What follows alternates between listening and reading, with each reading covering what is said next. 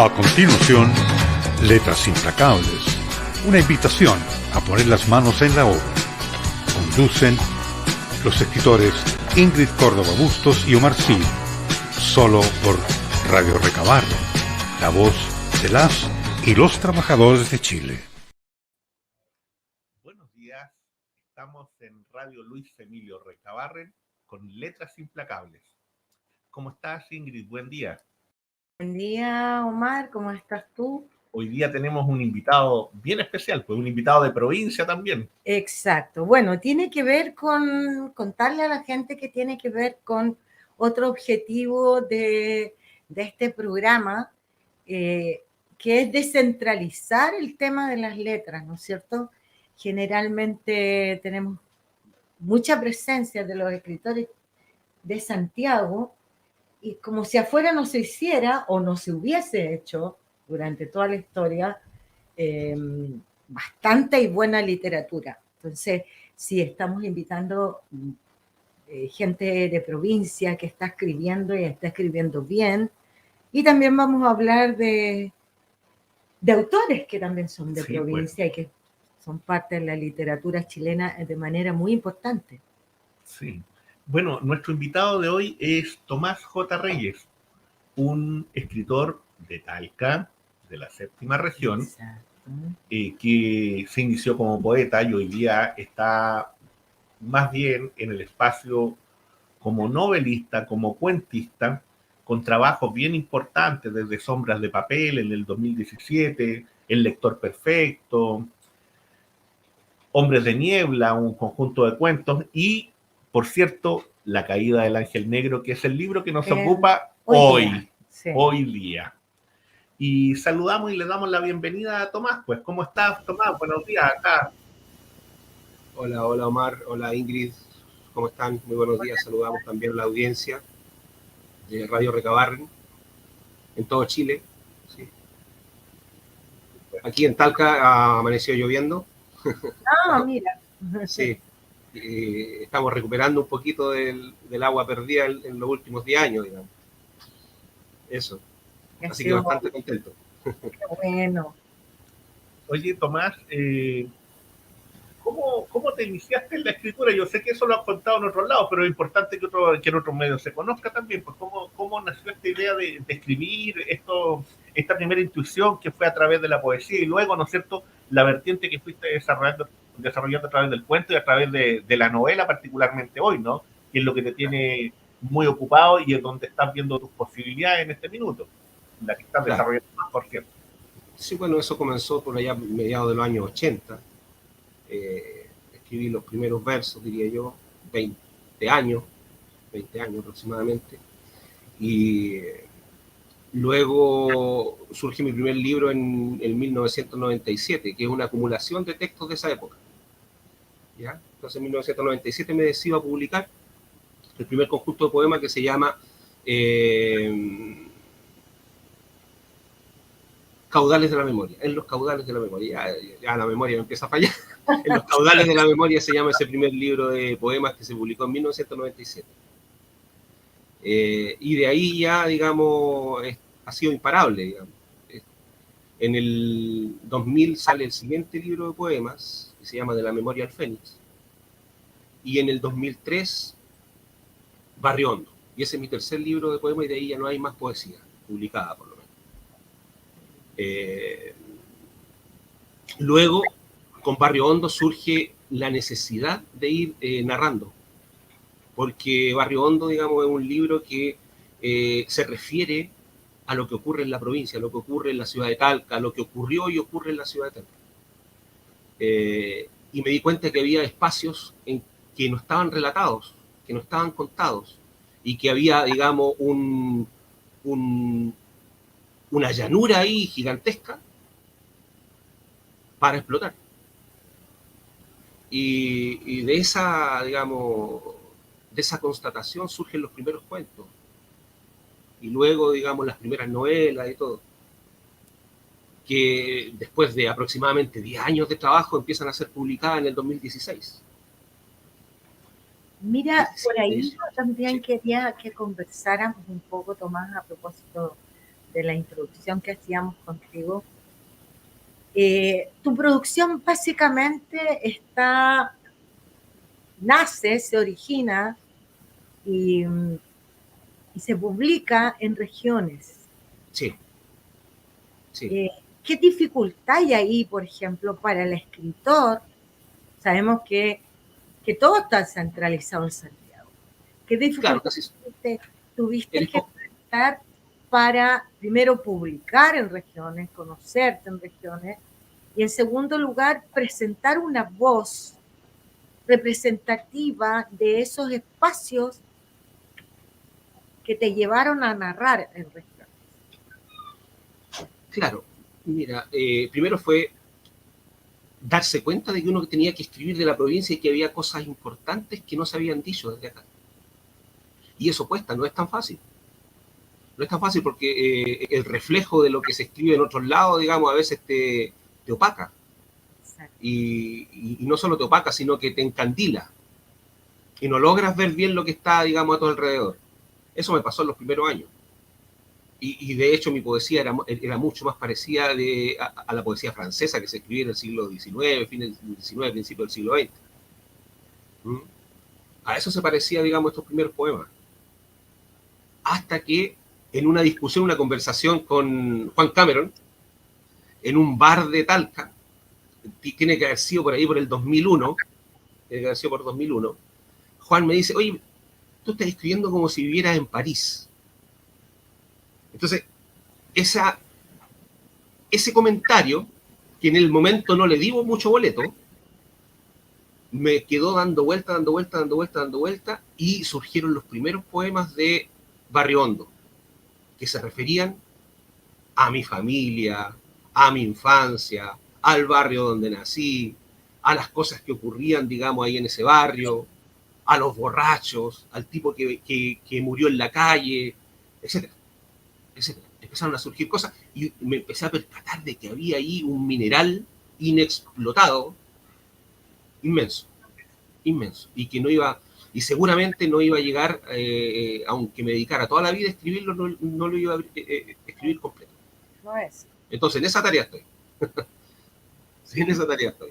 Fíjate que desde ese punto de vista, bueno, hay un comentario que dice de la novela que construiste, donde hablo en el fondo de una literatura que es de frontera, ¿no? Y cuando establezco la idea de frontera no estoy hablando exclusivamente de un tema territorial, sino que estoy hablando de una frontera que es cultural, que es social, que te está hablando desde otro espacio incluso político también, por cierto. Y en eso a mí me parece que lo que tú logras en esa novela con los personajes, con Rubén, con Polo, ¿no es cierto?, con Hipólito Carranza, con Flora, en el fondo estableces una mirada que tiene tres elementos, yo diría, un componente psicológico muy fuerte, un componente social y un componente religioso también. ¿Y por qué ese componente religioso? Yo más o menos lo intuyo, pero después me gustaría que lo explicara. Claro, no, ahí digamos, no sé, digamos, bueno, uno comienza con un plan, comienza con unos personajes que se van desarrollando y tiene, digamos, el modo supuesto de cómo esto va a terminar. Pero los personajes a uno le van diciendo otra cosa en el camino. Y van surgiendo otras cosas. El tema religioso fue apareciendo. Y tiene que ver con vivencias también.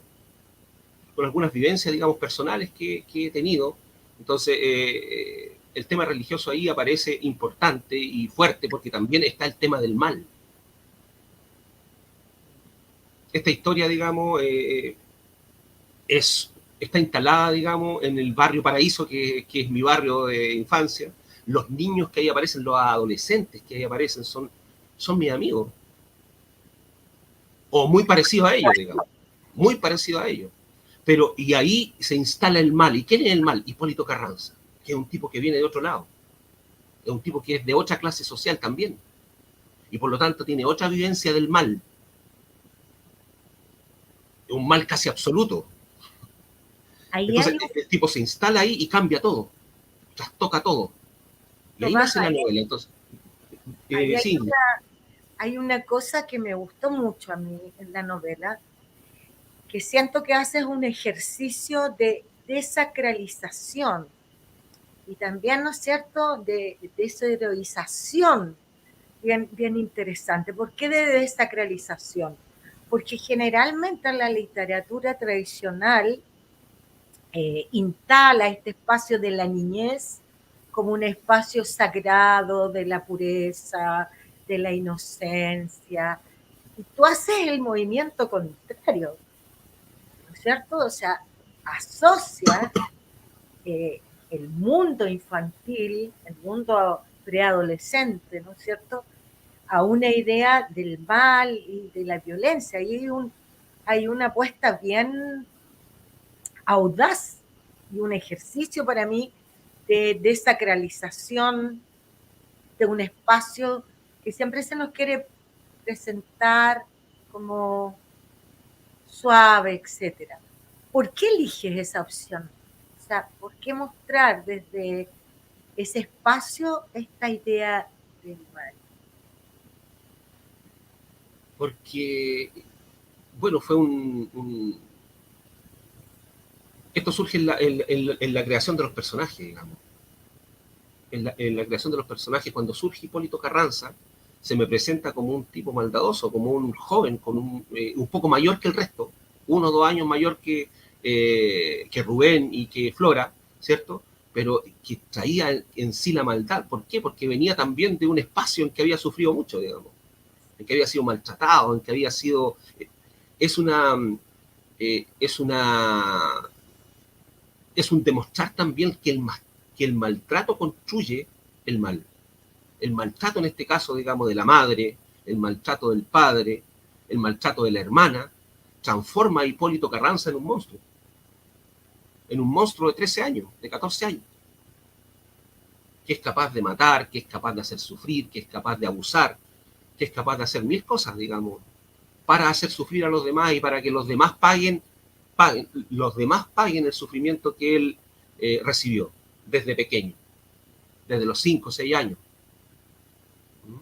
Entonces, y allí también surge el tema religioso como una contrapartida de ese mal.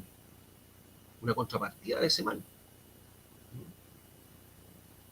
Flora se va a un convento. Entonces, la segunda parte de la novela es el diario de Flora en el convento.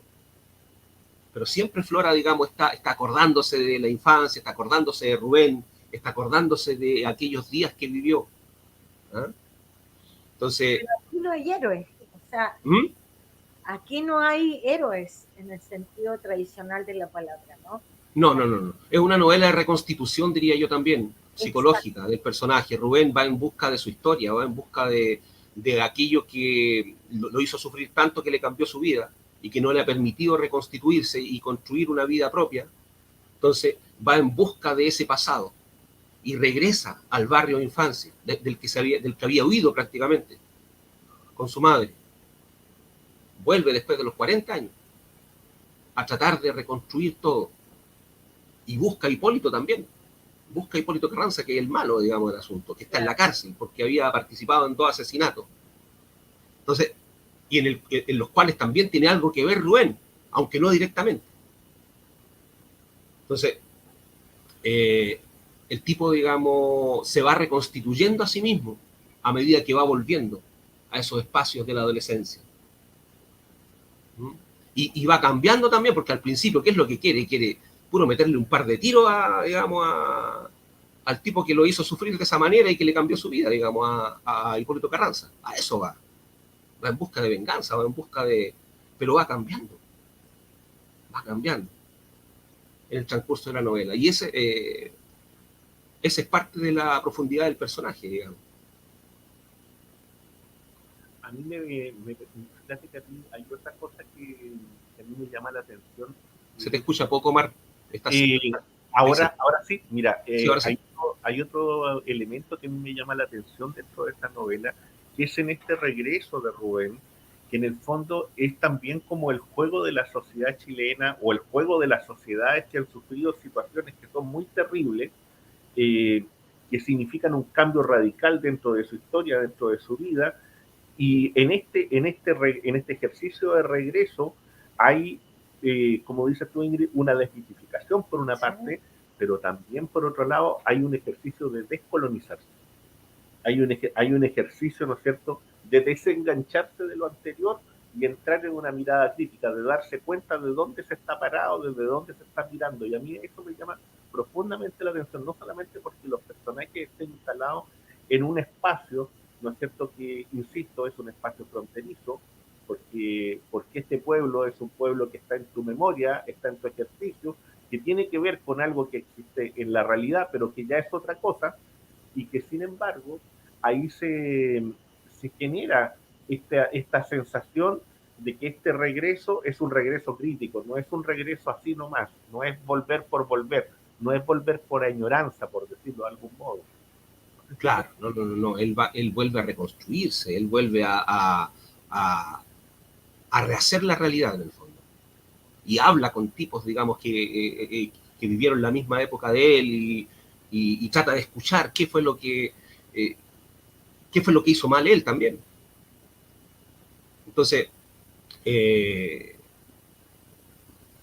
va a reconstruir también la justicia, digamos. La justicia que no tuvo justicia, y el amor. La justicia y el amor, que van ahí, digamos, en una relación muy directa. Porque en todo ese juego que ocurrió cuando estaban en la adolescencia, Rubén perdió a Flora, que era el amor de su vida. En ese juego la perdió, entonces él también va a reconstruirse completo y también va en busca de Flora. Esta novela, Tomás, también, ¿no es cierto?, tiene un contexto, un trasfondo, que es un determinado espacio histórico y un determinado espacio físico, ¿no es cierto? Sí. Es bien interesante cómo tú lo vas trabajando más allá de esta cantidad de situaciones que van pasando los personajes. Cuéntanos un poco de eso. ¿Cuál es este espacio? Ahí hay una cosa de espacios sociales, ¿no es cierto? Sí. Contexto general también de que está viviendo el país, que también es violento, en fin. Esa parte es bien interesante, ¿no? Claro, sí. También. La novela está contada en dos tiempos, por lo menos dos tiempos principales. El tiempo de 30 años después de la adolescencia, ¿cierto? Que es cuando, digamos, Rubén va en busca, digamos, de ese pasado. Y el tiempo de la adolescencia, que es el tiempo también de la dictadura. Exactamente. Es el tiempo de la dictadura. Entonces, le pasan cosas al respecto, digamos, al protagonista con respecto a la dictadura. De hecho, cuando él pierde a Flora y va en busca de ella, llegan, digamos, la policía secreta a su casa a ver qué es lo que andaba buscando. Que por qué anda investigando tanto.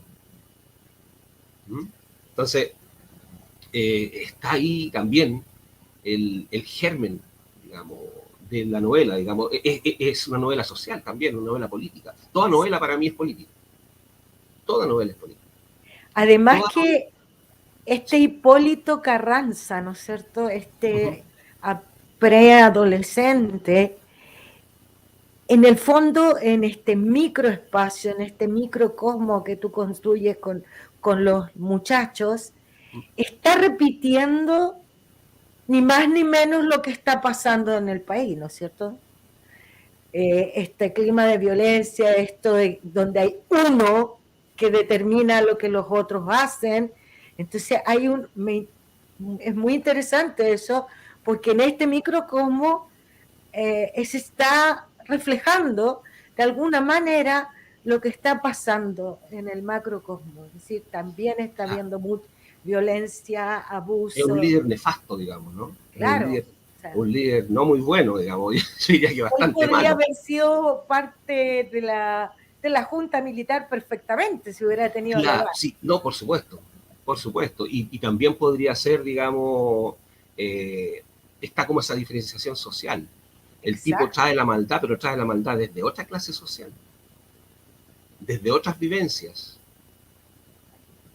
Y claro, un niño del barrio, de ahí del barrio Paraíso, podría ser maldadoso, pero maldadoso en otro sentido, ¿cierto? En cambio, él trae una maldad intrínseca, profundamente arraigada. Tocar los timbres, arrancar, dices tú, pero... Claro. Ese tipo de maldades eran las que hacían los niños en los barrios, digamos, en los que nosotros vivimos en la infancia, digamos. Tocar un timbre y arrancar o hacer alguna broma por ahí, pero ese otro tipo de maldad, ese tipo de maldad que va hacia el abuso, que va hacia la violencia, digamos, una violencia terrible. Cuando Carranza, por ejemplo, siendo un niño de 8 años, le dispara a un anciano, un postón, y se le mete por el oído, ¿cierto? Y el tipo cae, el viejito cae y le tienen que sacar el postón en el hospital. Entonces, ese tipo de cosas, digamos, solo lo puede hacer, digamos, un tipo con la maldad dentro, digamos. Y a pesar de eso, Carranza no era tan malo, porque cuando niño, digamos, él había ayudado a su amiga, digamos, a la Colorina, y le había cortado el pelo, ¿se acuerdan? Hay una parte ahí en que él es un canto que se llama, se transforma en el héroe de esa amiga, de esa compañera, que llegaba llorando todos los días porque la mamá, digamos, al peinarla le hacía llorar mucho. Y él no halló mejor cosa que llegar con unas tijeras, digamos, al jardín, era jardín, o primero básico, segundo básico, llegar con unas tijeras y cortarle el pelo, como una forma de ayudarle, digamos, a que escapara de esa tortura de todas las mañanas, digamos. Esa es una de las cosas buenas que hace Hipólito Carranza. En la construcción de ese personaje, ¿no? Oye, Rodrigo, y desde ese punto de vista, ¿cuál es la imagen que tú tienes de la construcción de una novela? ¿Cómo ves tú, cuál es tu imaginario de un novelista y de cómo se hace una novela? Bueno, yo trabajo más en el estilo de La Brújula y trato de dejar libre al personaje, por lo menos en buena parte del texto, para que vaya, digamos, él mismo generando su camino. Eso no significa que uno no tenga un plan. Uno siempre lo tiene. Yo, o sea, lo que tengo más a mano, digamos, en el recuerdo, es que hasta hace poco estaba terminando hasta hace poco una novela que se llama Cazadores de Nazis Sudamericanos, que todavía no está publicada ni nada. Pero recuerdo muy bien lo que pasó ahí. Mi idea era una verdadera tragedia. Todos los personajes morían al final. Esa era la idea. Una tragedia. Pero a medida que iba avanzando, los personajes fueron en otras direcciones. Y fueron surgiendo cosas nuevas. Y al final se transformó en una especie de novela circular que no tiene nada que ver con el plan inicial que yo tenía. Entonces, para mí la novela, claro, parte de un conjunto de personajes que tú diseñas o que van naciendo a medida que tú vas creando, digamos, el mundo y el universo donde se van a mover. Pero después ellos no es que construyan su destino solos, pero algo así, algo parecido. Ellos van, digamos, viviendo y en algún momento se te escapan. Y van en una dirección distinta de la que tú planeaste. Y para mí eso es importantísimo porque eso le da naturalidad y le da credibilidad al texto. Cuando uno tuerce el destino del personaje y lo lleva para donde uno quiere, eso se nota en el texto después. Y se torna poco creíble y se torna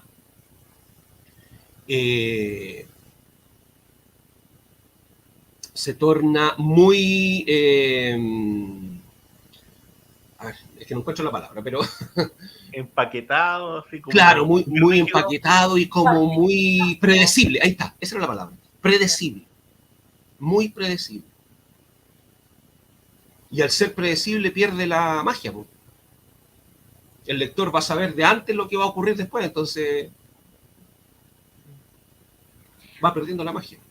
Yo prefiero, digamos, que el personaje quede libre, y en ese sentido no hago un plan tan acotado como hacen otros escritores que incluso planifican capítulo a capítulo.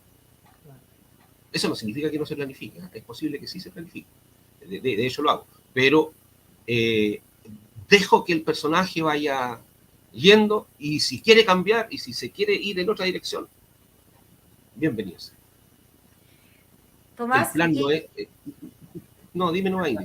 Te quería preguntar un poquito, en este mundo ya de capsulitas, ¿no? De Instagram, de TikTok, de cositas breves, que no te compliquen mucho, digamos, donde todos estamos inmersos, de alguna manera.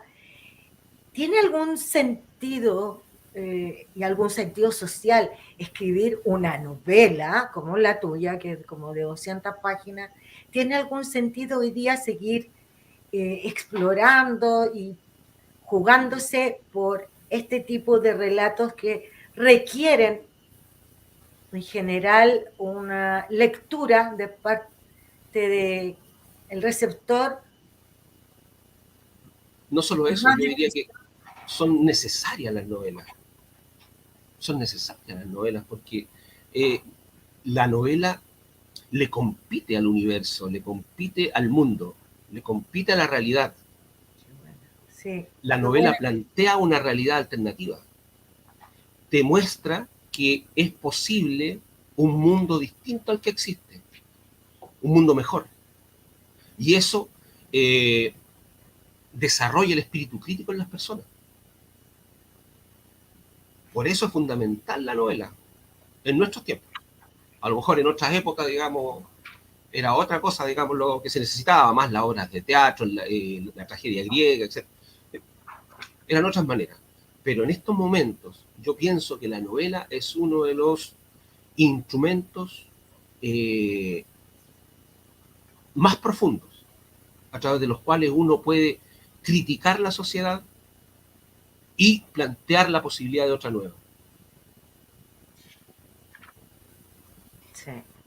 La ficción, digamos, en ese sentido, no solo la novela, también el cine, por ejemplo, ¿ya?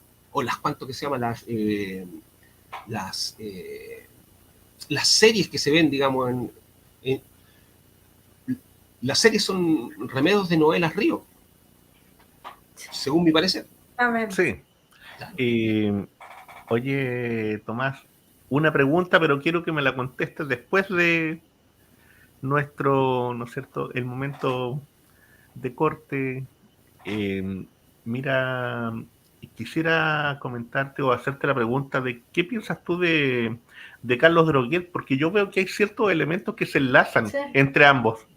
Fíjate, porque Carlos Droguet es el autor que nosotros hoy día vamos a comentar, y que en el programa siempre tenemos un autor específico. Además de invitar a un escritor, nos gusta conversar de un autor importante dentro de la sociedad chilena y que es parte de la tradición de la literatura nacional, por cierto. Y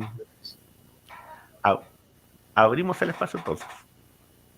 Me parece.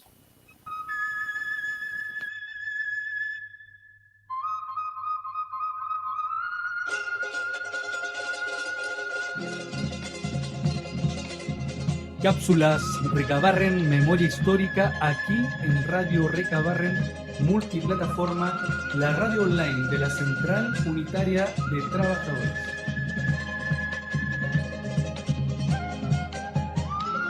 Las tesis, integrado por 4 chilenos. La invitación a hacer un performance el 20 de noviembre en su natal Valparaíso las puso en el foco mundial. Y la culpa no era gobierno,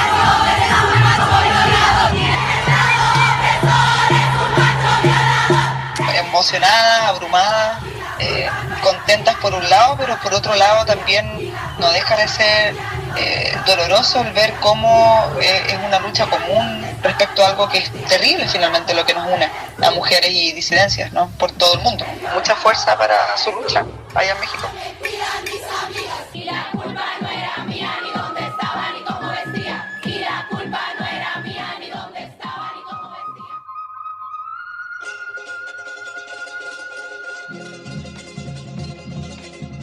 Cápsulas Recabarren Memoria Histórica aquí en Radio Recabarren Multiplataforma, la radio online de la Central Unitaria de Trabajadores.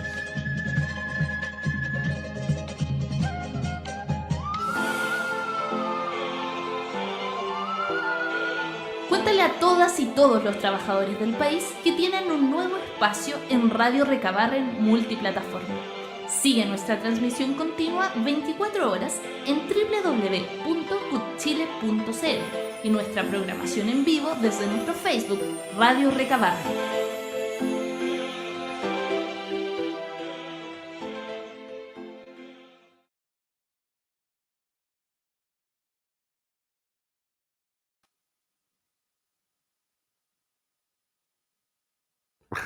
Sí, aquí estamos esperando.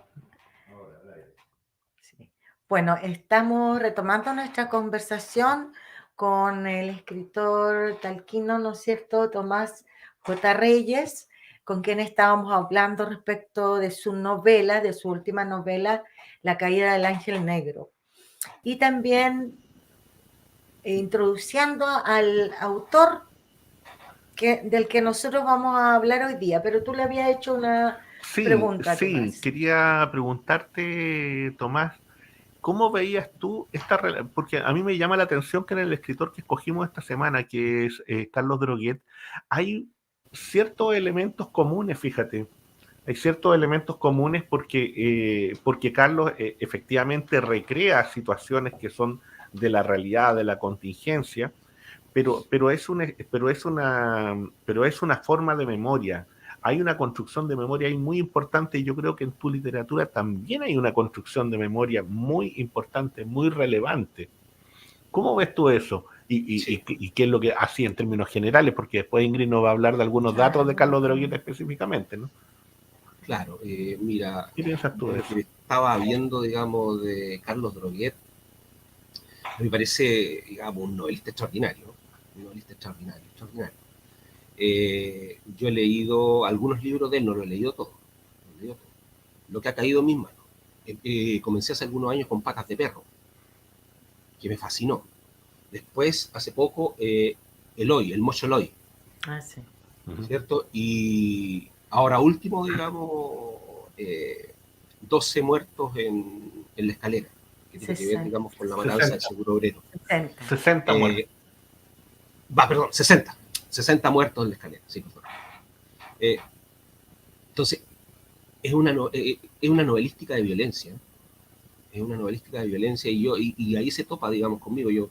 Yo sin pensarlo, sin en ningún momento, digamos, relacionarme en esa misma dirección, pero yo trabajo también con la violencia. La violencia en el sentido de que tenían los griegos. Los griegos pensaban que la violencia en algunos momentos podía restituir el orden del universo. Roto por un crimen, roto por los crímenes. La violencia en algunos momentos clave puede reconstituir el orden del universo, según mi parecer. Entonces, y en ese sentido, y también en el sentido de la memoria, para mí la novela y cualquier literatura tiene que ser testimonial. Tiene que estar vinculada a la realidad, tiene que estar pegadísima ahí a la realidad, sin competirle a la historia, ¿no? O sea, a mí no me interesa la novela, digamos, que le compita a la historia, porque tiene otro sentido la novela. Yo diría que la novela le compite más a la filosofía, en el sentido de la verdad. La novela busca la verdad, pero no esa verdad histórica de los hechos exactamente como ocurrieron, con los testigos. No.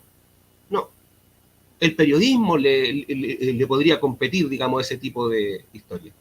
Sí. Pero la novela no, la novela busca la verdad de fondo. Y para eso usa la ficción, para llegar a esa verdad. Y en ese sentido, el vínculo con Droguet es muy cercano, muy cercano. Ingrid. Bueno, mira, yo quería contarles un poco algunos datos, ¿ya? Sobre Carlos Droguet. Bueno, él nace en Santiago en 1912 y muere en Suiza en 1996. Él es periodista, y digo este dato porque en general se suele obviar este dato que va a ser muy significativo en su novelística. Después vamos a ver por qué, ¿no? Él es periodista, es cuentista, es novelista. De hecho, él mismo dice en algún momento, soy novelista porque fui periodista, ¿ya? Después vamos a ver esa relación muy interesante que se da. Bueno, él estudió Derecho y Literatura Inglesa en la Universidad de Chile en 1933. Desde allí comienza a escribir artículos y crónicas en varios semanarios, ¿no? Y no finaliza su estudio, primero porque se dedica bastante a este trabajo en una primera instancia, y en segundo lugar también ocurren situaciones conflictivas en el país, como es la matanza del Seguro Obrero en 1938, que a él lo llevan a situarse, dejar un poco la aula académica y a situarse de frentón en la construcción de mundo a través de los cuentos primero, como digo, y luego de las novelas. Su primera gran obra tiene que ver con ese evento, justamente, en 1939, y se llama Crónica de los asesinatos del Seguro Obrero. Aquí Omar después nos va a contar un poco de qué se trata, ¿no es cierto? Posteriormente, me voy a saltar un poquito algunas cosas, pero en 1953 él retoma el tema con su obra 60 muertos sobre la escalera, ya, 60 muertos en la escalera, pero esta vez desde la novela. Pero ahí hay harto que decir, lo vamos a comentar, porque instala un tipo de novela que produce un tremendo impacto, porque no se trata, justamente lo que decía Tomás, no se trata de una novela histórica. Ahí vamos a entrar un poquito después a la obra, que es bien interesante, inclusive desde la estructura. Después él publica con la editorial Sex Barral, Eloy, ya, en 1960. En 1970 él gana el Premio Nacional de Literatura. Y en 1971 gana el Premio Alfaguara, ya, con su obra Todos los Muertos. Cuando llega la dictadura, él se va al exilio, ya, y se queda en el exilio, decide no volver. La narrativa de Droguet ha sido bastante comentada en este último tiempo, pero también fue muy rechazada en su momento, ¿no es cierto, Omar? Sí. Mira, yo diría lo siguiente de Droguet. Primero que era un personaje bien particular dentro del mundo literario. Primero porque llega al mundo literario casi por accidente. Es un hombre que estaba estudiando, como dices tú, estaba estudiando Derecho, Literatura Inglesa. Estaba de hecho, haciendo su tesis. Cuando el 5 de septiembre del 38 se produce este hecho, ¿no es cierto?, que es la matanza del Seguro Obrero, donde el gobierno de Alessandri decide, ¿no es cierto?, a partir de una pequeña insurrección que pareciera que era un intento de golpe de Estado, decide asesinar a un grupo de jóvenes que eran ideológicamente, ¿no es cierto?, cercano al nazismo, a un nazismo chileno, que no era el nazismo alemán, pero que indudablemente era complicado y que era, eran periodos, estamos hablando de la generación de 1930, insisto, estamos en ese periodo, estamos previos a la Segunda Guerra Mundial. O sea, es un momento difícil, es un momento de mucha disputa ideológica, de mucha disputa cultural, y entonces esta situación genera un quiebre en la sociedad chilena. ¿Por qué? Porque resulta que para Droguet, como para muchos otros, yo recuerdo también un testimonio de Volodya Teitelbaum de ese mismo periodo, porque eran compañeros de curso los que fueron asesinados. de que eso también marca un antes y un después. Y eso es lo que va a hacer Droguet a través de su literatura. Yo pienso también en Primo Levi, fíjate. Lo traigo a colación ahora porque Primo Levi escribe una trilogía sobre Auschwitz y él se hace una pregunta literaria y una pregunta ética de él como testigo. Él dice, ¿podrá la literatura en Europa escribir una cosa distinta? ¿Podrá jugar como jugaba antes, después de los campos de concentración? Bueno, pareciera ser que Carlos Droguet nos dice a través de esta novela Los 60 muertos, ¿no es cierto?, que es una recreación de su crónica, que fue libro, pero que él la elabora ya más como desde una perspectiva más literaria, agregando otro tipo de elementos. Él también le hace la pregunta a la sociedad chilena. Le dice, ¿será posible que la literatura chilena se siga construyendo de la misma manera, del mismo modo, luego de esta sangre derramada en el centro de Santiago con jóvenes? Que es la misma pregunta, ¿no es cierto?, que muchos dentro del mundo de la literatura nos hacemos hoy día. ¿Es posible venir y hacer la misma literatura después de todos los hechos que ocurrieron del 18 de octubre en adelante? ¿Es posible venir y elaborar literatura y escribir lo que se escribía hasta antes del 18 de octubre? Claro. Es la misma pregunta. Y entonces Droguet viene, ¿no es cierto?, y elabora una construcción literaria en donde él no puede despegarse de su visión de testigo. Él hace una literatura como testigo. Sí, y es interesante señalarle, por ejemplo, a la gente que nos está viendo, que más allá de, decíamos que este grupo de jóvenes que participa en la matanza del Seguro Obrero, o sea, que son víctimas de la matanza del Seguro Obrero, eran nacionalsocialistas, pero más allá de la ideología, lo que impacta a Droguet, que nos impacta hoy día de otra manera también, ¿no es cierto?, es la respuesta institucional. Recordemos que esto fue por orden del Estado, ¿no es cierto?, y del gobierno, Alessandri Palma, digámoslo con todas sus letras, ya, que encierran a estos cabros en un lugar y la respuesta es balearlos. Y una vez que están baleados, rematarlos, ¿ya? O sea, asegurarse de la muerte, digamos, de estos cabros. Entonces, más allá de la cuestión ideológica, lo que Droguet queda impactado es como la respuesta de un Estado, una respuesta institucionalizada, ¿ya? Una respuesta oficial puede ser la matanza, ¿no? E instala esta pregunta en este texto, 60 muertos en la escalera, desde una reflexión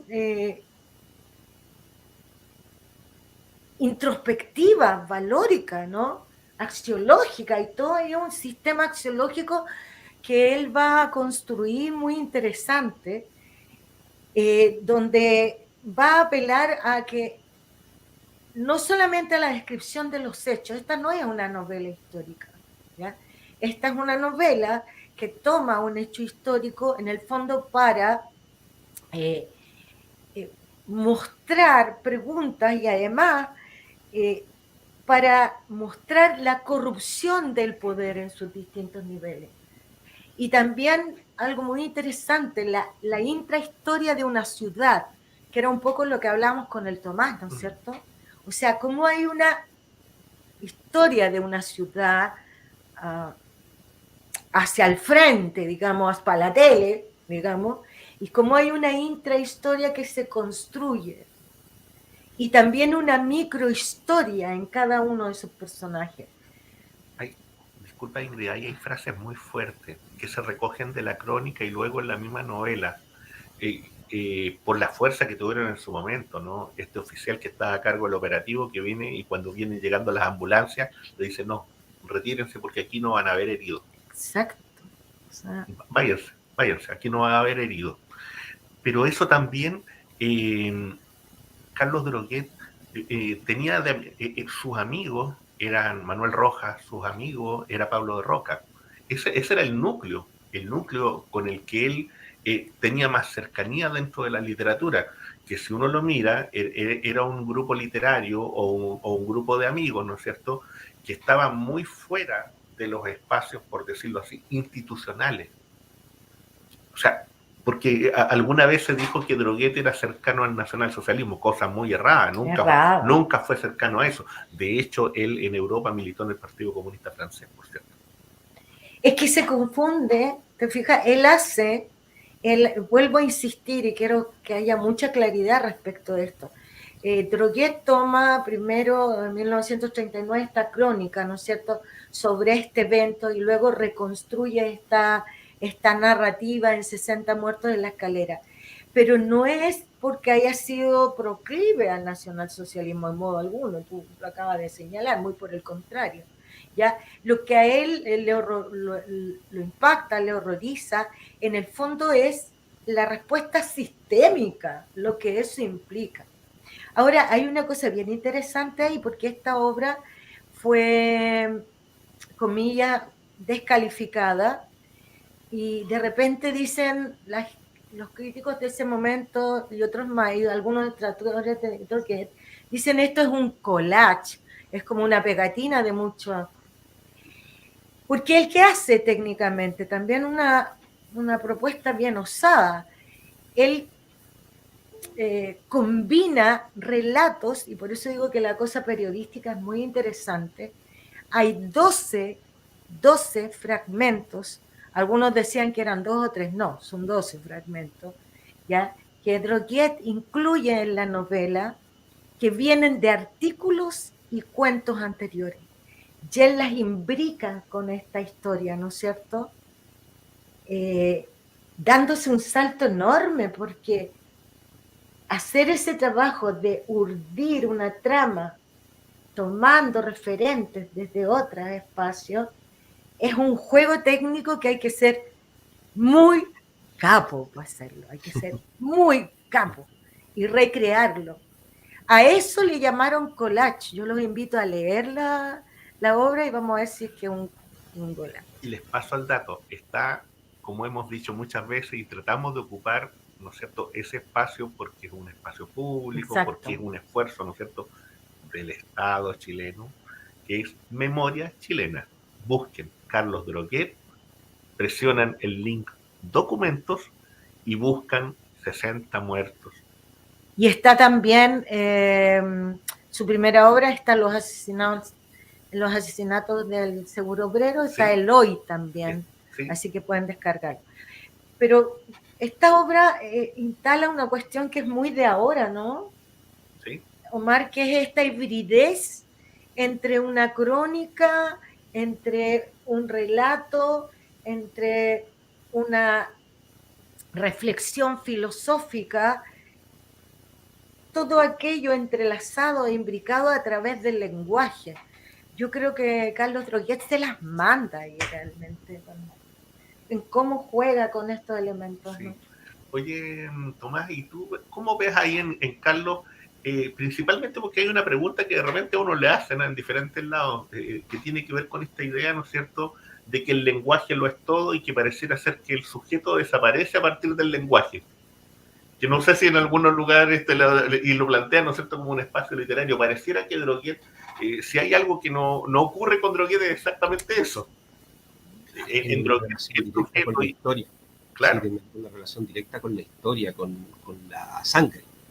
Con la sangre. De hecho, mira, yo traje una pequeña cita que cogí justamente para comentarles esto. Dice: los asesinatos del Seguro Obrero es un certificado de defunción de la literatura chilena del periodo. Todos exangües: Mariano Latorre, Luis Durán, Marta Brunet, Federico Gana, Fernando Santibán, Rafael Malvenda, que eran los escritores del momento, los más conocidos. Todos han mirado la cueca, pero no la sangre que corría al tacón de la cueca. Han visto el vino, pero no la sangre que corría del borracho y que parecía vino.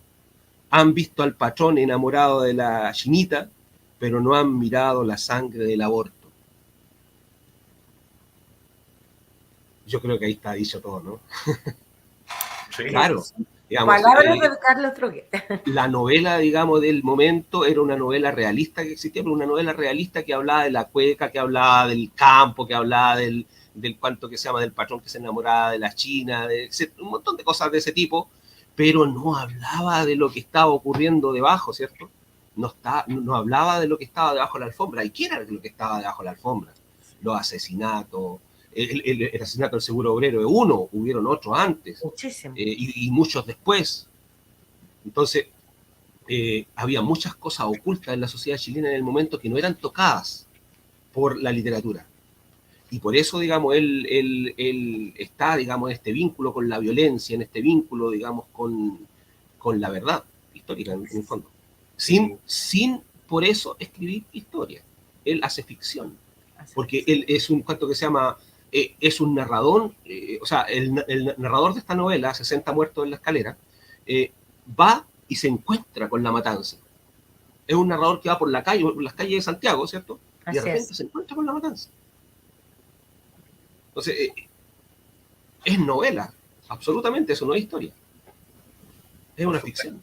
Por supuesto. Y Tomás, otra cosa que yo diría que a lo que tú agregas, que para complementarlo, y que es una pregunta latente hoy, una pregunta que es muy problemática, por cierto. Cuando uno viene y hace una lectura de autores, ¿no es cierto?, que han sido seleccionados o que son parte del canon, entre comillas, literario nuestro, de los últimos 20, 30 años, uno puede decir dónde en esos autores están los elementos que permiten explicarse el 18 de octubre.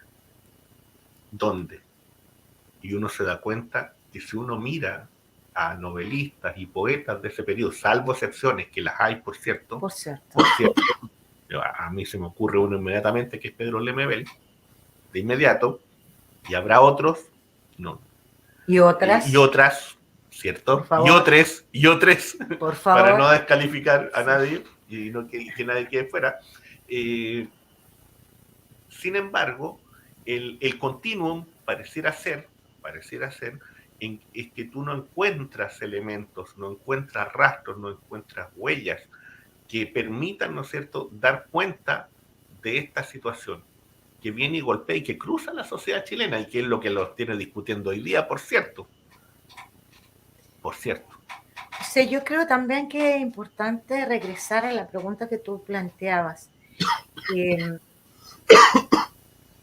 Sin hacer novela histórica, sin hacer relato histórico, sin hacer poesía, digamos, histórica, si tú querís, es posible escribir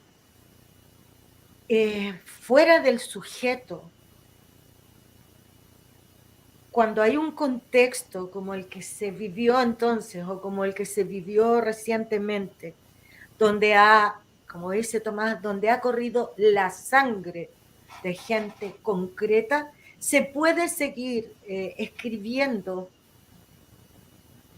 obviando ese hecho. Si entendemos la literatura como una propuesta vital de mundo, ¿vamos a obviar eso que ocurrió en el mundo? Eso es una cuestión que nos problematiza hoy día desde la lectura de estos autores también, pero nos problematiza hoy día como autores.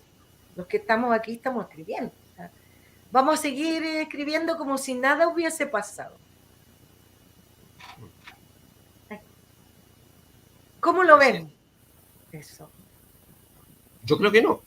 Yo creo que eso va a teñir, digamos, toda la narrativa, la real narrativa, digamos, en adelante. Claro que van a haber algunos que se van a querer escapar de eso, por supuesto, pero el valor, digamos, de esa narrativa que se escapista, va a ser muy, muy cuestionable, según mi parecer. Y algunos se van a querer montar también, por cierto. No, por supuesto, también. Por cierto.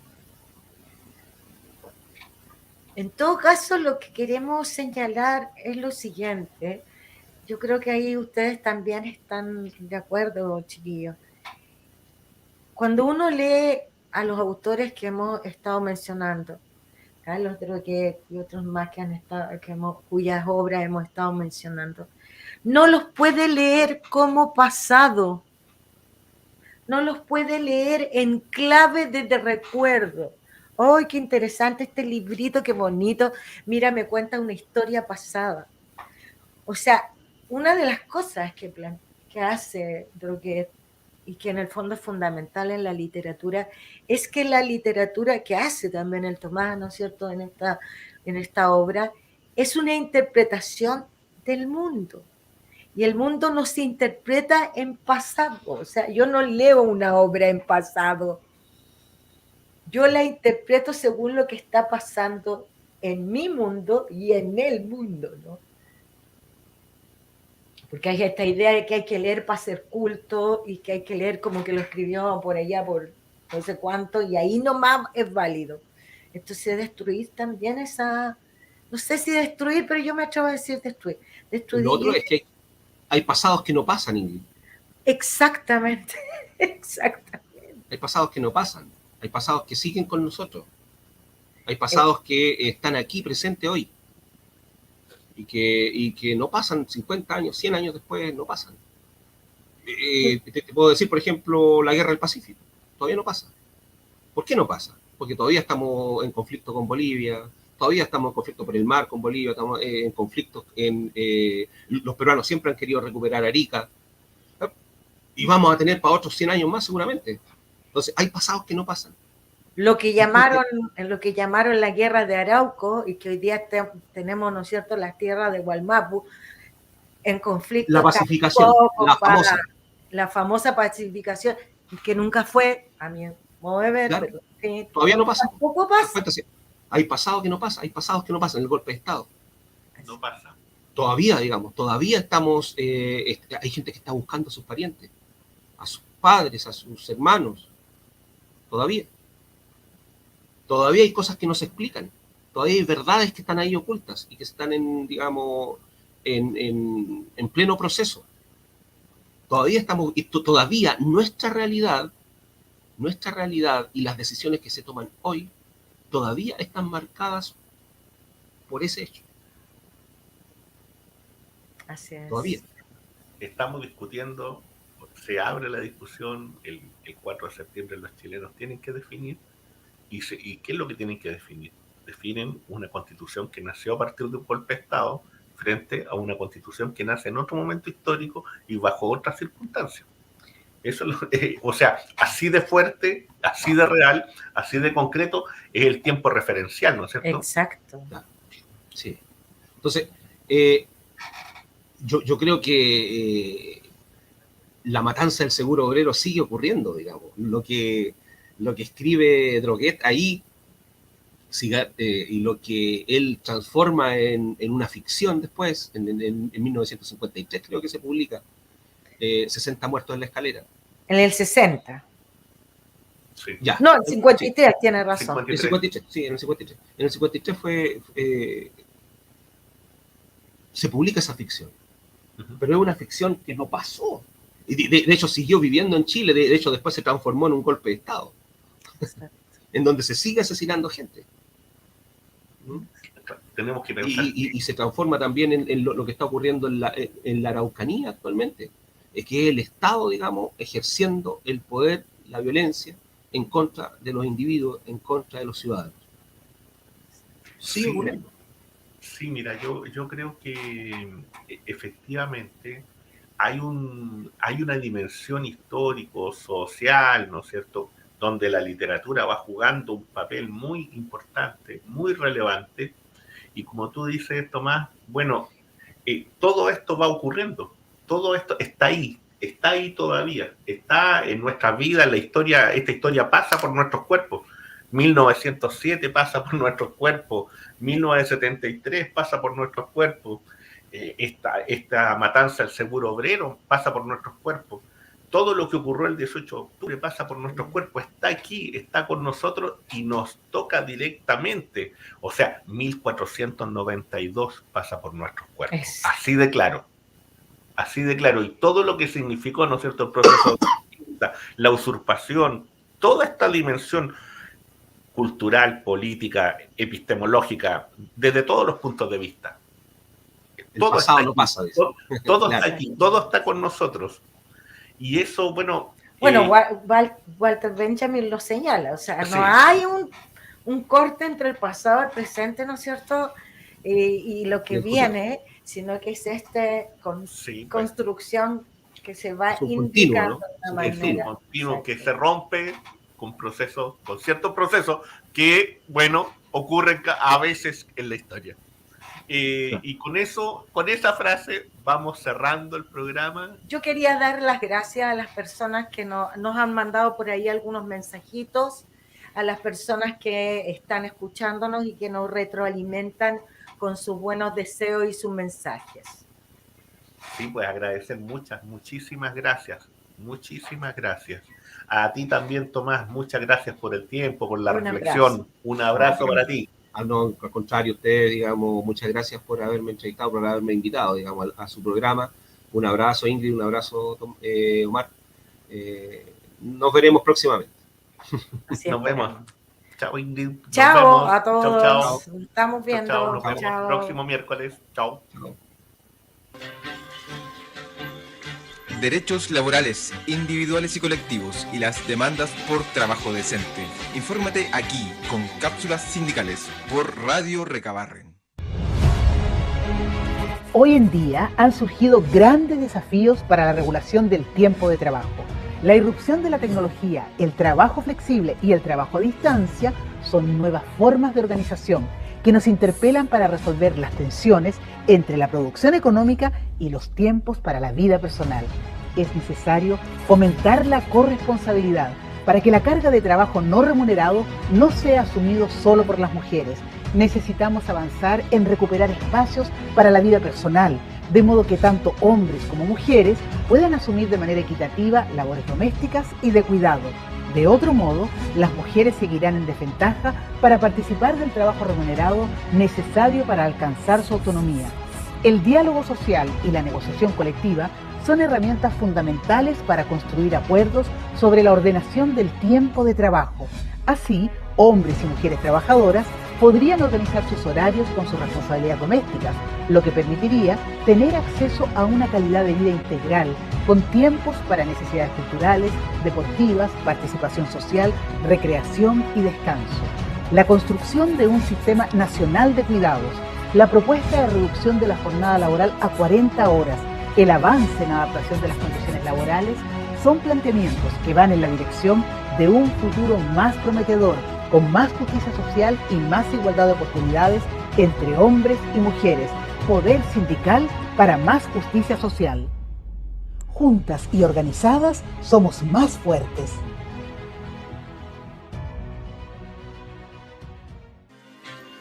Esto fue una nueva cápsula sindical por Radio Recabarren, la radio de las y los trabajadores de Chile.